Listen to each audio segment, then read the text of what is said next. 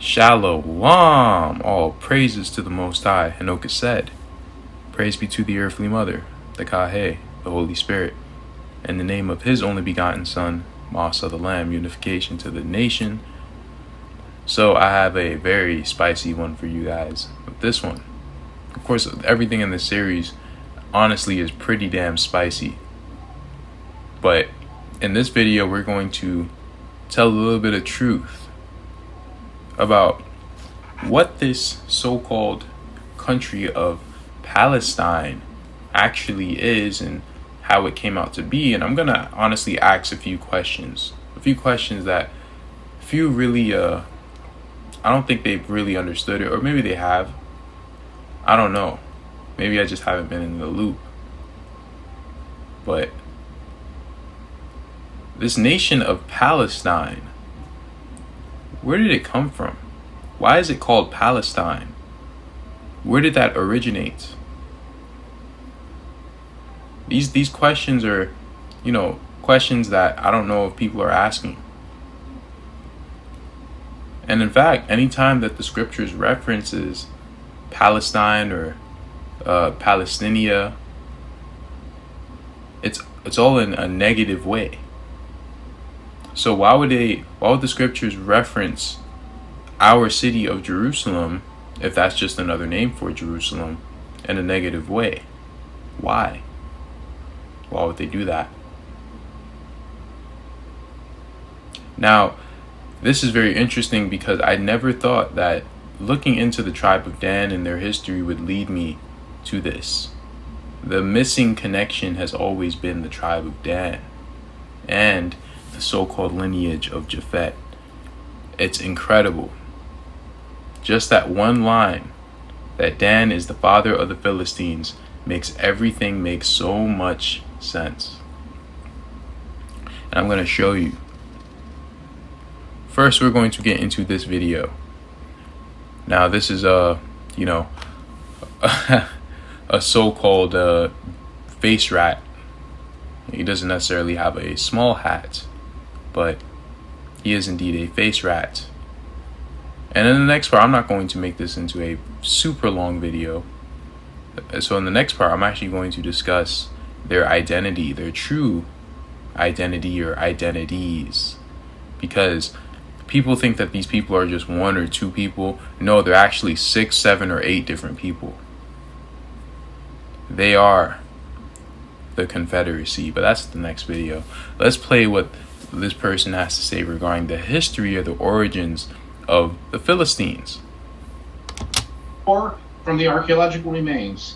And so there's been a very interesting process in which we've sort of put the flesh on the bones, the color and the painting, in addition to the biblical story.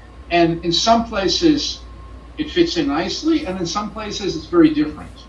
So, for example, when I started studying as an archaeology student, the accepted paradigm was that the Philistines were a group of people who were mainly from the area of Mycenaean Greece, and that was their culture. And during the upheaval of the transition between the Late Bronze Age and the Iron Age, usually dated to somewhere slightly after 1200, among other things because of the depictions of the Sea Peoples, which we'll talk about in a moment, in the reliefs of Medina Habu, of Ramses III mortuary temple. So they were seen as one of the groups of Sea Peoples who, because of all the collapse that's going on in the Late Bronze Age, Iron Age transition, migrated from the Aegean to the eastern Mediterranean coast, and for specifically the Philistines, the southern coast of what we would call modern Israel, Palestine, between modern-day Tel Aviv and modern-day Gaza. And of course, he's using Palestine and Israel interchangeably because, he has the mind of a hijack. But he said a lot of truth there. They came from Greece. They came from the Isles of the Gentiles, as the scriptures labels them. And that's such a telling name because no one truly understands why they're called the Isles of the Gentiles. The fact of the matter is that Shem and Ham, while they're not Israelites, and yes, non-Israelites and Gentiles are usually used interchangeably, but there is an original name for like Goyim or Gentiles. And that's truly just talking about the people who did not come from Shem, Ham, or Japheth. But that information has been hidden from our books, or it's been scrubbed out of our books. Something nefarious probably happened, or maybe just someone didn't know. But Genesis is not giving correct accounts through a lack of knowledge, or sadly from knowledge of something that they're trying to hide. Because this is a big truth, and I can see why they would hide it. But he's saying that the Philistines arrived there later. But how can that be? The Philistines and the supposed land of Israel that David conquered, where the people of Gath were, it sounds like they were there before the Israelites, right? So they're equating this migration of the Philistines to this land. They're equating it to like them arriving before the Israelites. But what this is really saying is that after the Philistines, got their butt whooping by the Israelites, they went to Greece, then they went to this land. Then afterward, the Israelites came to this land. Now they're conflating the two because they're conflating the arrival of the Israelites at a later date during the time of King David. They're conflating it with them exiting out of Egypt. The time periods don't add up. And that's because the original lands of Israel are not in this land. The Israelites were in this land. But this is a province. This is just a province, and hopefully I'm able to show this to you. And they've named many of the things from over in the Americas. They just gave it names over here. This is a phenomenon that occurs. I forgot the name. I was trying to get it. I cannot find it. But if you can find it, please let me know. It's the phenomenon that occurs where, people, they name things after places of their original lands. So, for example, they claim that the tribe of Issachar, when they came to Mexico, that they named certain things after the lands of Israel over there, when it's really the other way around. Or maybe they had other lands somewhere else, and they named those lands after the lands in Mexico, and they named the ones that were here in this Jerusalem after those original lands. But I'm just bringing out the point that there is a phenomena that occurs where people, they name things after their original lands that they were sojourning in or dwelling in.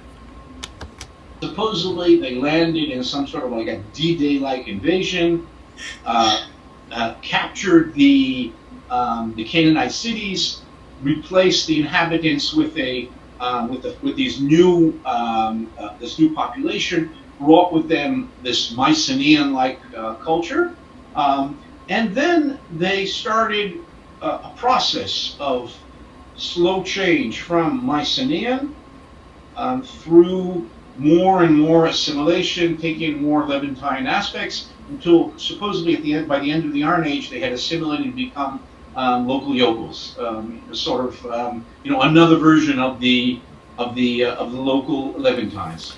And again, it was now he's saying that the Philistines took over the culture of the Canaanites and pretty much made their own culture, but he's making it seem as if they're enemies. If you guys saw Wakande's video, he shows you that they weren't enemies. They were actually friends. They were good friends. It's almost as if they're the same damn people, or they're connected through some sort of similar lineage of some sort, whether it's matriarchal or patriarchal. But they all have it's almost like they're all related through a certain seed line or group of people. And who is that certain group of people? That is the line of Cain. Because Edom married the people of the line of Cain when he married the Kenites and the Canaanites. And the only Shemitic people, or people from Noah that he married, were the people of Ishmael. That's it. The rest of Edom, they married into the line of Cain. Right? So, and I think Kurameo, he brought out in his No More Understandings, that video or that series that he did on the Moors or the Moabites. He shows that the Moabites and the Canaanites were in close cahoots. That lets me know that the Phoenicians are probably those people. The amalgamation of the Moabites, Canaanites, and Edomites. And the Philistines are the amalgamation of Japheth, Dan, and Canaan. But honestly, I'm going to show you that they're the same people. And they consider themselves as the same people. And you heard all those nations, right? What does that sound like? Oh yeah, Psalms 83. But again, we're going to expand upon that in the next part of this series. But let me go to something real quick, if I could find it. Ptolemy's world map. If I could find it, that would be great. That's not what I was looking for. I wasn't looking for this one, man. Oh man, it was a different one. You know what? I know where it is. UBTV got it.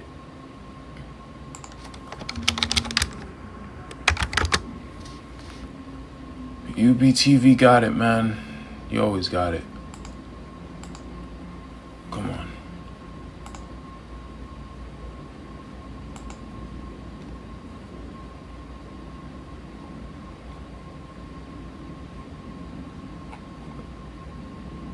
I think it was the Holy Heist, if I'm not mistaken.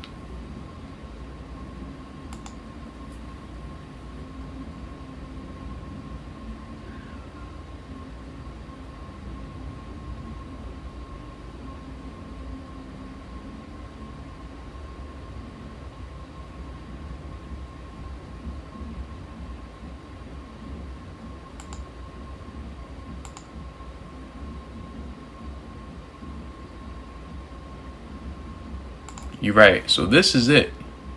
Now, this is supposedly during the time of the Greeks. We don't know any of these time periods.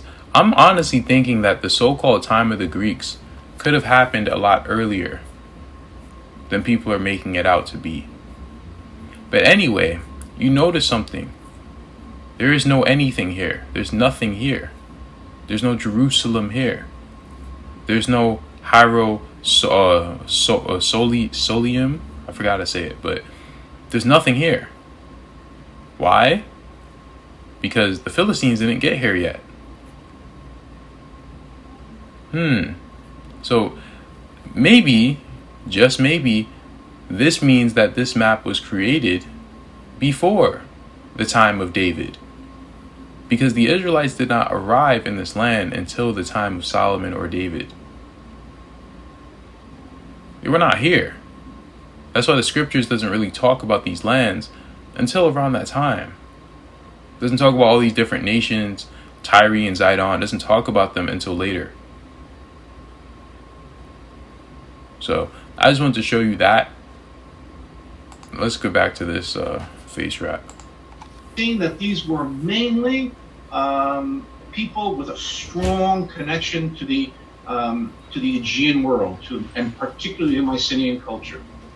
And this was seen in aspects of material culture, particularly in pottery, in architecture, in hints to their language, all kinds of things like that. And there was a debate whether did they come by sea or did they come by land, but more or less that was the story. And that is how, for example, when I started the excavations at Telesafi Ghat, and among other things, aiming to work on the Philistine levels, the Iron Age levels, that was sort of the paradigm I had in my head, and that was my research agendas were based on something of the sort. So, for example, since for many years they assumed that the Philistines came from the Aegean, from the Mycenaean culture, and the Mycenaeans were writing with linear B. And in Cyprus at that time, there was the Cypro-Minoan writing. So for years and years and years, everybody assumed it's just a question of time until we find an archive of Aegean-like script in Philistia. So I used to dream. Do I still dream? Yes, I still dream. I would love to find an archive of Philistine writing, of early Iron Age Philistine writing. But after 25 years of excavating at Tel Safi and 100 years excavating at all the other sites in Philistia, and they really have not found any substantial amount of text, and even the few that have been found are questionable and undecipherable, etc. So, for example, So how come in this so-called land of origin, why can't they find anything? Because they dig up that land so much, and they can't find a damn thing. You think if these people originated here or they were here for a long time, that most of their stuff would come from here. So why do we find Brazilian wood over here? Why? That's because they came from so-called Brazil. They went to the Isles of the Gentiles, and then they went over here. That's what happened. These people, this land is not old. This land is very new. And I'm going to show you, but let's continue to listen to him. I think he said something that's very important.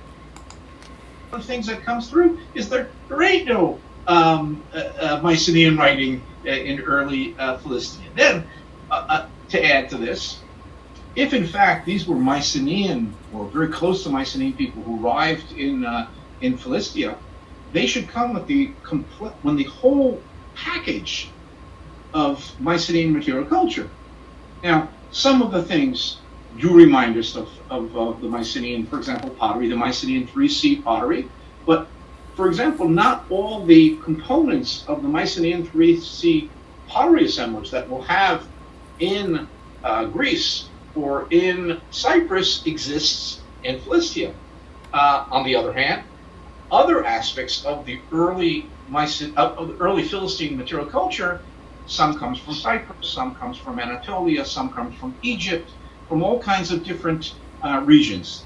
And to make that even more complex, after we've excavated 4 of the 5 major Philistine cities, that's Ashdod and Ashkelon along the coast, and Gat and Ekron slightly inland. The 5th one, Gaza, is unfortunately now not available for excavation. Hopefully sometime in the future will be.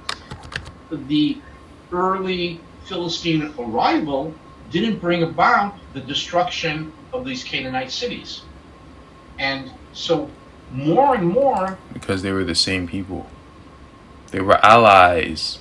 And they're trying to make it out to be like these people were not allies, that they weren't friends, like they weren't related. But they absolutely were. They were related through Canaan, and they were related through the Greeks, or the Kittim, or the Romans.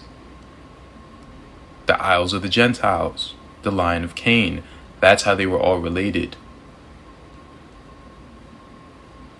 These people are an amalgamation of a bunch of different peoples. They are Canaan. They're the sons of Javan, Kittim, Dan, Edom, Moab, probably Ishmael. Bunch of different people. There is a feeling, myself and Louise Hitchcock, who you have spoken to, and others, is that the Philistine culture at its very beginning is a mix. I like calling it a Mediterranean salad. It's it's not a Greek salad even. They're coming from all kinds of places, an entangled culture. And when they arrive, not only do they have people from various origins outside of the Liman, but they settle with local Levantine peoples. And so the early Philistine culture is in fact this like amalgamation of different material cultures and different cultural influences coming together. And he does have a small hat, or is that his hair? I don't even know, bro. But look, you just said it. You just said it. They're an amalgamation of a bunch of different cultures who just kept coming in different waves. Right? That was like a big trading city. Philistinia, big trading city. And when people go to certain places, they name things according to their capital cities. They do it over here. Why wouldn't they do it over there? This is human nature. This is what people do. I also noticed something else. What do you see in Philistine? Don't you see this? Goldstein. Who are these people? Goldstein, Philistine. Who are these people really? As for the next part. When the Philistines create this culture continues to exist and continues to interact with its environment, influencing environment on the one hand, but also being influenced by other cultures around there. But to the very end of the Iron Age, the Philistines retain their very distinct identity. You know, it's not as if they lost their cultural identity by the end of the Iron Age. They didn't know who they were. They knew that they were Philistines, and that a Philistine from each of the cities.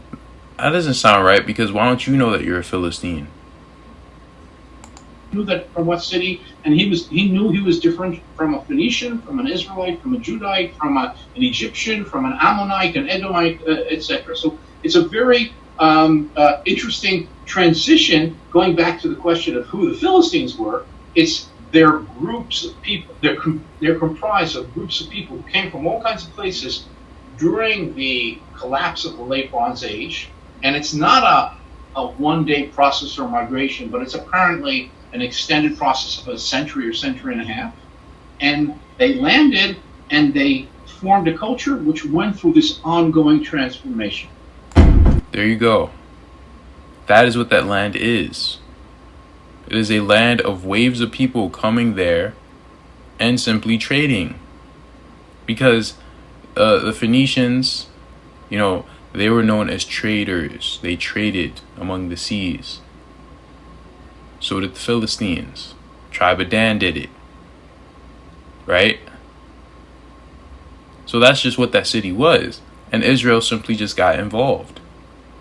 Especially since the kingdom of David was right next door. In Lemuria, or Lemuria, I forgot how to say it, man. I never say it right.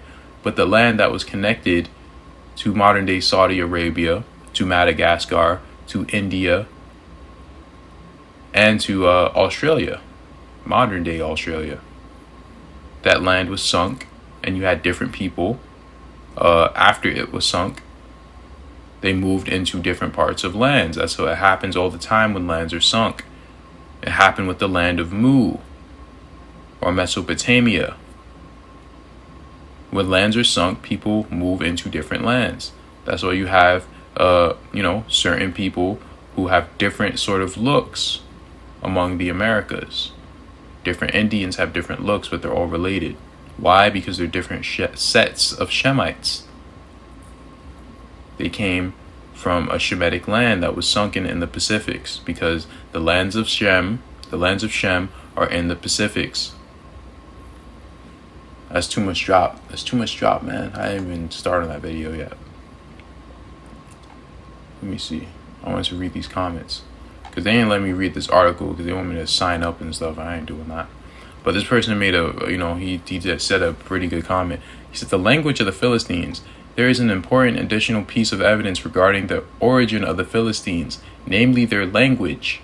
The admitted limited traces of the Philistine language have long been considered to reflect an Indo-European language, either a form of Greek or an Anatolian language related to Hittite, right? Hittite? You guys know who the Hittites are, right?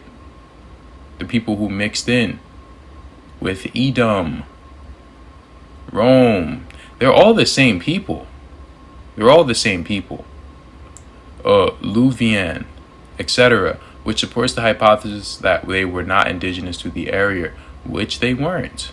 None of these people were. That's why when they try to trace back like a long time, they can't find any human presence there. They don't find anyone living there until a recent period of time. But that doesn't make sense, because I thought Canaan took over the lands of Shem at a very, very early period, literally right off the ark.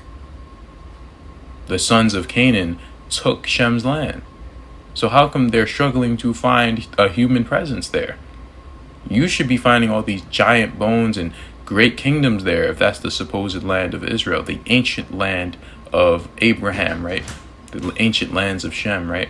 You should be finding all these giant bones everywhere, all these great kingdoms. You don't find none of that stuff.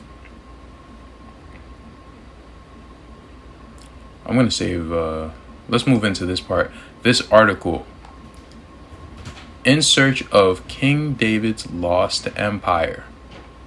Article's kind of long. Hopefully, I don't bore you to death, but this stuff is pretty interesting. And I'm not going to read the whole thing. You know, I'm leaving the description. Jerusalem in the 9th century BC is an inhospitable place for farmers, but a strategic location for men on the run. A strategic location for men on the run. Human settlement in the Judean highlands is sparse. 5,000 people spread out in hamlets of about 50 families each. The landscape is rugged, veined with ravines and thicketed with oaks. Rain is unpredictable. To the east lies the desert, hushed and empty. To the west, teasingly close, are the lush lowlands of the Philistine cities, with their seaside trade routes and their princely homes. Cut off from these coastal plains, life in the hill country is severe. Homes are made of unworked stone. Sheep and goats are quartered indoors. Let's move down. Their leader is a wily, resourceful man from Bethlehem, who decides that his people are meant for more than lighting raids and mercenary stints. See, this person is trying to make a point. He's saying that this land is crappy. You know, this is a very small and quaint area, right? And this supposed king of this small, dusty area, he's going to describe him. He sends his men to rout an advancing force, then shares the loot with the highland elders. This win over the highlanders, and in time they make him chieftain of the southern hill area. He takes over the tribal center of Hebron and later captures Jerusalem, another hilltop stronghold. The chieftain moves his extended family to the main homes of the Jerusalem village and settles in one himself, a palace, some might call it, though there is nothing extravagant about it. He rules over a neglected chiefdom of pastoralists and outlaws. His name is David. And this is kind of how you're making David look when you're saying that all this stuff happened in that land, because there's just no proof and it doesn't make sense. There's no proof of any of these accounts happening in that land. Not even in so-called Greater Israel. There's no proof, no archaeological proof of any of that happening. Now, there is archaeological proof of him being there, though. Or at least, the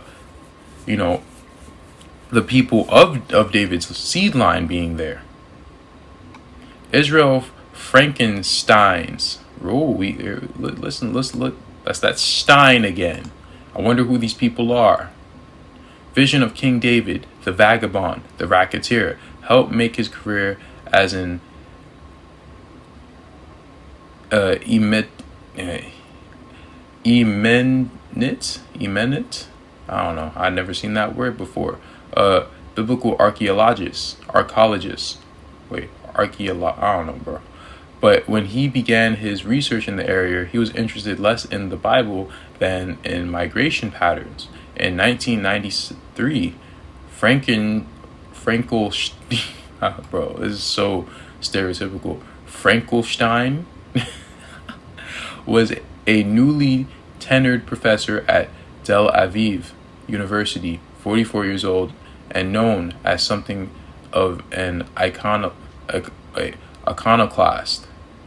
He was working on a book called Living on the Fringe, which took up questions of human habitation in the ancient southern Levant, particularly Canaan, the site of what is now Israel. Frankenstein argued that the first settlers came there as a result of internal changes in the region. Nomadic societies became sedentary for a few generations during periods of successful trade, then uprooted themselves, then settled again.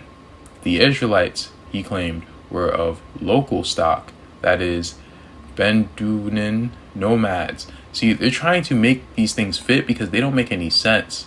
They're pretty much saying that, if the Israelites were here, then they weren't very magnificent. Right?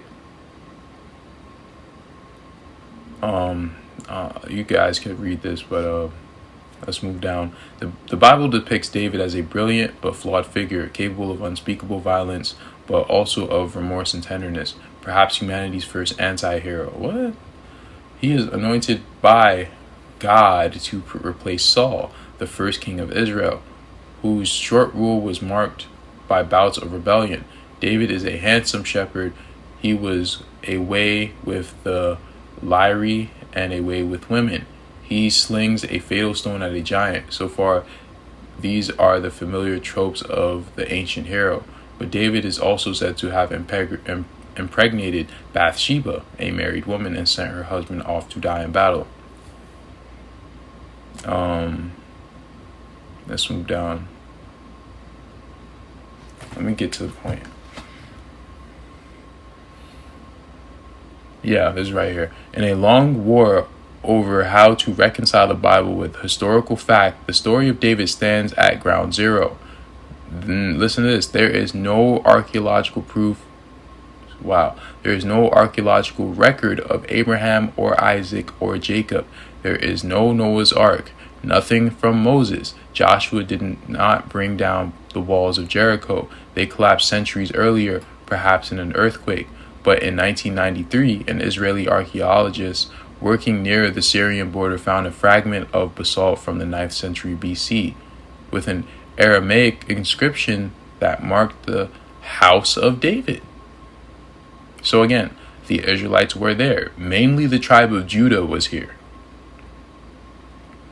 The first known, and probably the tribe of Benjamin as well, but the first known reference to one of the Bible's foundational figures. So David is not just a central ancestor in the Old Testament. He may also be the only one that we can prove existed. Yet to prove it definitively would be exceptionally difficult. Jerusalem of the 10th century BC is an archaeological void. I can take a shoebox and put everything we have found from that period. Wow. Wow, man. They were barely there. Bro, this stuff is crazy. This stuff is crazy. I'm mind blown by that statement. That's very telling. And he said, from where now wait, let's go back a bit. Despite their advanced technology, these researchers are still engaged in questions that have persisted for more than a century. From where did the early Israelites emerge? When do we first see signs of a centralized cult with a single deity? More procastically, but no less crucially, who was David? Was he the all-powerful king described in the Bible? Or was he, as some archaeologists believe, no more than a small-time Bedouin? I don't even know what that is. Point is, there's no archaeological proof of any of this stuff happening in that land. And the only thing that they have is a small colony of the house of David being there, aka Judea. And maybe maybe the Israelites then came later. Why? Because of the temple that Cyrus built. That's probably why. That's probably why the Israelites were there. Because maybe the second temple is there. But the first temple, the Temple of Solomon, stuff's not there, bro. It's not there. And there's only one place on earth that it literally can be. So that link will be in the description. It's a very, very interesting thing to read. Now we're going to get into this map because I was just thinking about this word, Palestine. And I was like, Palestine, Philistine.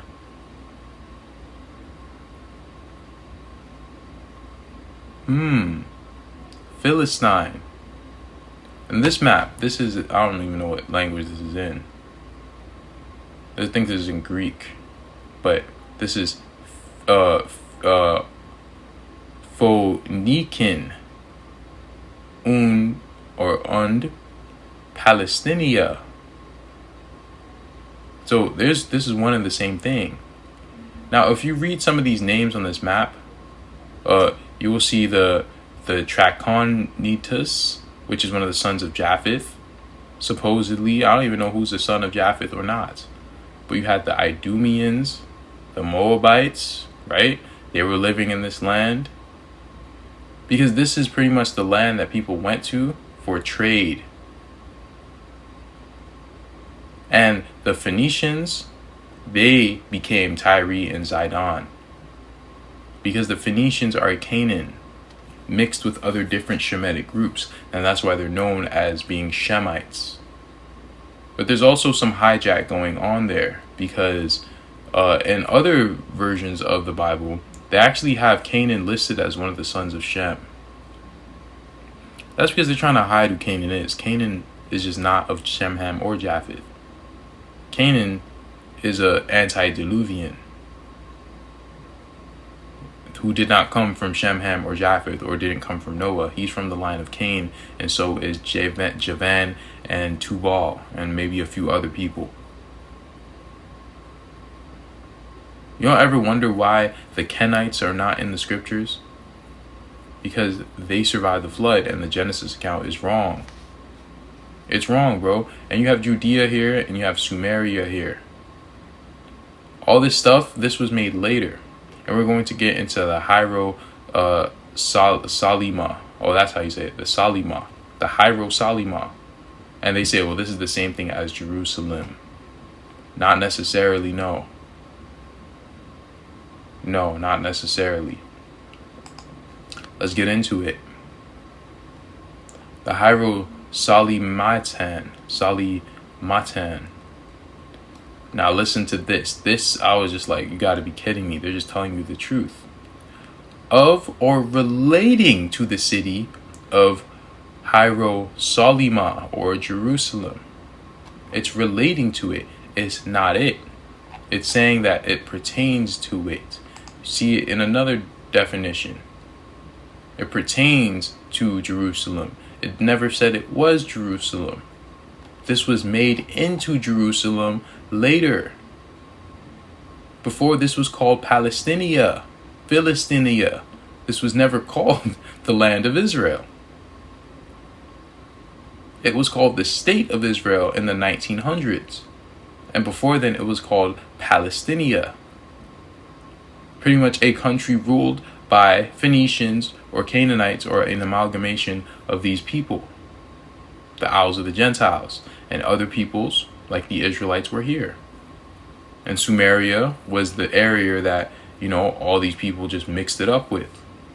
The people who were of, you know, these northern kingdom tribes or whatever.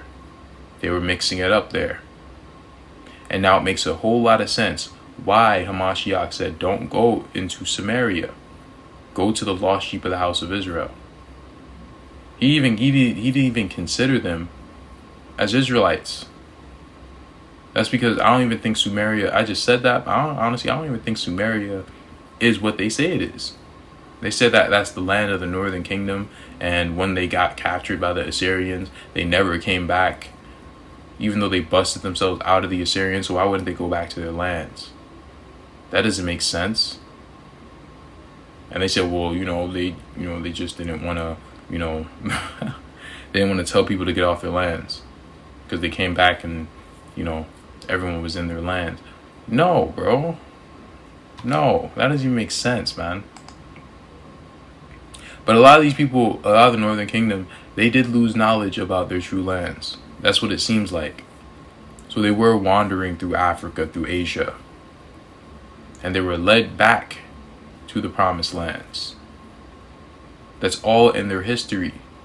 People think that, these people, they're invaders. Well, why do they have all this biblical history? Why do they speak Hebrew? They just forgot who they were. That's why they're called the lost tribes, because they forgot who they were. It's not hard to forget who you are when you're speaking a different language, when you're enslaved. If you have no books, you have no idea who you are. You have no idea where your land is. And the Most High was sinking different lands, and he separated the Americas. And he also brought some people over here to punish us. But some of the stuff in the scriptures, it is indeed talking about the land over there. They're not lying about that. And that's the thing. Satan doesn't lie, he deceives. So that land being Jerusalem, that's not a lie. That's a deception. Because he's implying that that's the original land of Jerusalem. But when you really look it up, he can simply say, well, I never said it. You made that conclusion. So we always have to ask questions. Right? Now, I'm breaking this word down. Hiero, it means sacred or priestly. Right? And it's used in compound words. So Hiero is supposed to mean Heru or Jeru. That's not what it means. Jeru or Heru is named after an Egyptian god. There's nothing to do with Hiero.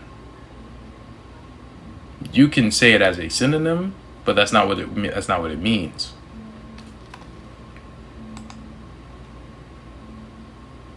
Now, what does Solima mean?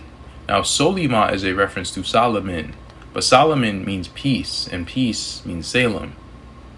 But Solima,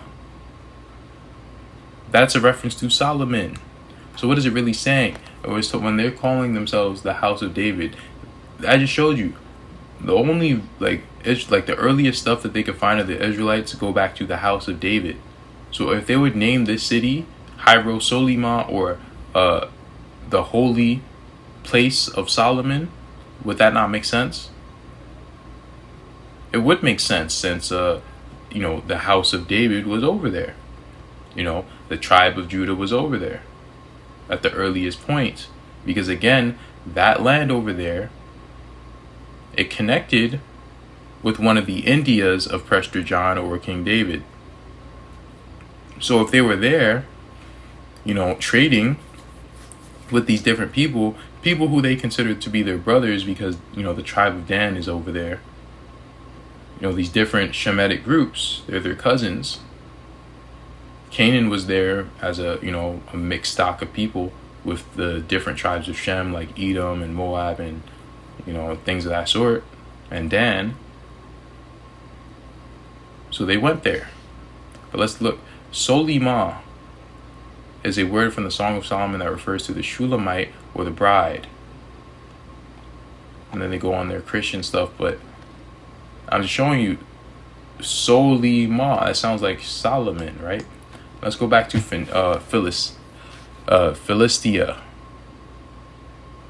Now, this is very interesting because I don't know necessarily if the 5 lords of the Philistines of Joshua were in these lands, but it did say that there was a constant struggle of interaction with the neighboring Israelites, Canaanites, and Egyptians.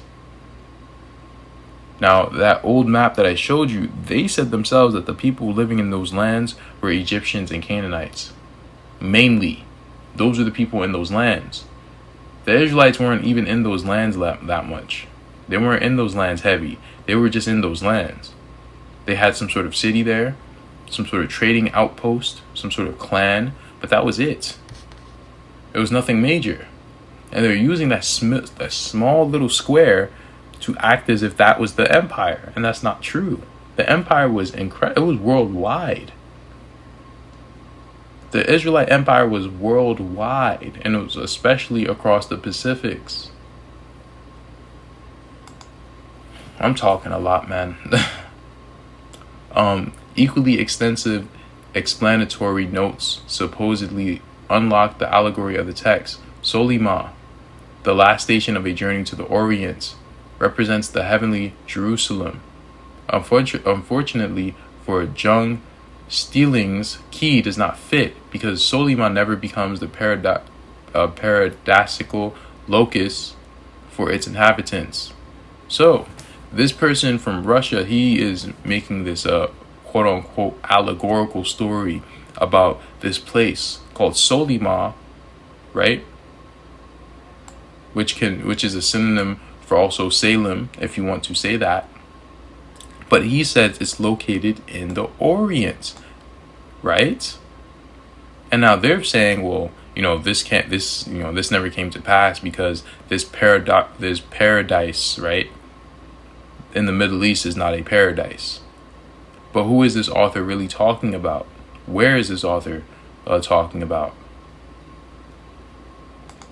Both of these will be in the description, but I'm just gonna say I'm just gonna read these parts. The use of the whole allegory of the conversation and the salvation of a Christian. One of the things he specifically wanted to point out through his allegories was the imminence of the last great battle between light and darkness. At that time, neither the author nor his readers anticipated any material and tangible fulfillment of the insights expressed in the novel and its description of Christian von Ostenheim's pursuit of the land of Salima somewhere in the symbolical east. So they're looking for this land in the east, but they're not talking about that land. They're not talking about the land in the Middle East. That's something that they came up with because they're trying to hijack something. Where's the true east? Where's the true east? And they keep calling this an allegory, right? Sift through this, man. Sift through this. I don't want to make this video too long. Let me read one more. The allegory of Salima, a faraway eastern land of peace and a refuge for true Christians, became associated with the southern provinces of Russia. And there we go. There we go. Russia is not the east, so he's not talking about Russia. See, they're trying to hide something. What are they trying to hide? You let me know. What are they trying to hide? Let's go down to this. Now, this is a song that they sung when they came out of Egypt. But here's the thing. Jerusalem didn't exist yet, right? There was no Jerusalem there. They just came out of Egypt. So when he said, the people shall hear and be afraid, sorrow shall take hold of the inhabitants of Palestina, right? Or Philistina or Palestine, right? So this place was known. Palestina was known when they got out of Egypt. So the Philistines were already in that land. They were already known. They were already there. And when the Israelites came later, they're trying to equate that of, oh, they just came from the Exodus. No. No. And the Philistines were mainly in South America, as it seems, because they keep finding all this, or just in the Americas in general, because they keep finding all this stuff from the Phoenicians and the Philistines here. How? They're finding Tyre and Zidon here. How? How, if they just established that place a little bit before the children of Israel got there? Doesn't make sense. Let's keep moving. Now this map, right? So you have Egyptus. You have Hierosolima. You have all these different places. This stuff is very recent. This stuff was never meant to mimic the Exodus account. I wish I could see this so-called Red Sea, man. I can't even see it. But I don't see Red Sea. I can't see this, man. I'm very pissed. I can't see this. If only I could see this. But I wanted to see the so-called Red Sea that they're listing. This doesn't look like Red Sea to me. They had to find a place that they could use to pretty much tell a biblical story, or to give some like people something that they could follow until they were obviously caught. But there was a blinder pulled over us. So I looked into the Strong's Concordance word for this word Palestinia or Palestine or Philistinia. Now, according to the Bible, this is all the same thing. These are all the same thing. Palestinia, Palestine, Philistinia, Philistines. They're all the same thing. It's all the same place. They're all the same people. So that is the land of the Philistines. That's just what it is.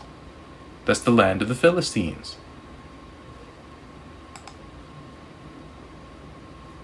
Now this is very interesting. What does what does Philistina mean? It means land of sojourners. That's not a land that was original to anyone. That's just the land that people used. Because they're sojourners. What did the face rat say? They're just an amalgamation of trading nations, pretty much. Right? And they call this place Canaan because the people of Canaan lived there and they traded there. Why? Because the people of Canaan are also the Indo-Europeans. Or also the Greeks, or also the Romans. They're all the same people. They're all the same line of Cain. Let's keep moving because my voice is getting tired. What is a sojourner? A temporary residence, a stranger or a traveler that dwells in a place. How is this the Holy Land? This is a place of sojourners. This is a place that people come and go. This is not a holy land. This is not a coveted land. This is a land that people use to trade on. And he even said that people came and left and came and left. That's what he said, just by archaeology. That's what he said that the land was. And we're going to get into some scriptures, because if Palestine is supposed to be a holy land, or Philistinia is supposed to be a holy land, why is he speaking about this place like this? Oh, so I got into all 8 of these scriptures. Let's go through them. The people shall hear and be afraid. Sorrow shall take hold of the inhabitants of Philistinia, or Philistia. Philistia, that's how you say it. Right? That's one reference, and that's before Jerusalem was around. Moab is my washing pot. Over Edom will I cast out my shoe. Philistia, triumph thou, because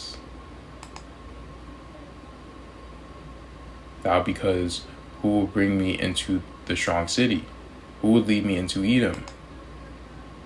Will not thou, O God, which had cast us off, and thou, O God, which didst not go out with our armies? So, a lot of the Psalms are prophesying of what is to come. What is this war that's going to occur with Tyre, Zidon, and the Kittim? Right? With Edom. This is all going to happen, and we're going to get into this. I don't know, but we're going to get into it at another time. Gabal and Ammon and Amalek, the Philistines, with the inhabitants of Tyre, because the inhabitants of Tyre are the Philistines. Tyre and Zidon are the Philistines. Ashur also is joined with them. They have helped the children of Lot. Selah. Hey, Ashur. People, they don't know who the Assyrians are. The Assyrians were quadroons. They were like 1/4 black and 3/4 white. That's what they were. Because Ashur comes from the line of Cain as well. The Assyrians come from the line of Cain. Right? Those are the ones that actually were underneath the rule of, those are the ones that Israel were underneath the rule of. But that's for another video. You guys gotta understand who's their true enemy. And it's not necessarily white people, but it kind of is. Not every single one on the planet. But, they are our enemies. I'm not going to sugarcoat anything. Wait, what? Oh, I will make mention of Rahab and Babylon to them that know me. Behold, Philistia and Tyre with Ethiopia or Cush. This man was born there. Moving on. Moab is my washpot. Over Edom will I cast out my shoe. Over Philistia I will triumph. Rejoice not, thou, whole Philistia, because the rod of him that smote thee is broken. For out of the serpent's root shall come forth a cockatrice, and its fruit shall be a fiery flying serpent. Which is, who is that? That's that Quetzalcoatl, right? Quetzalcoatl.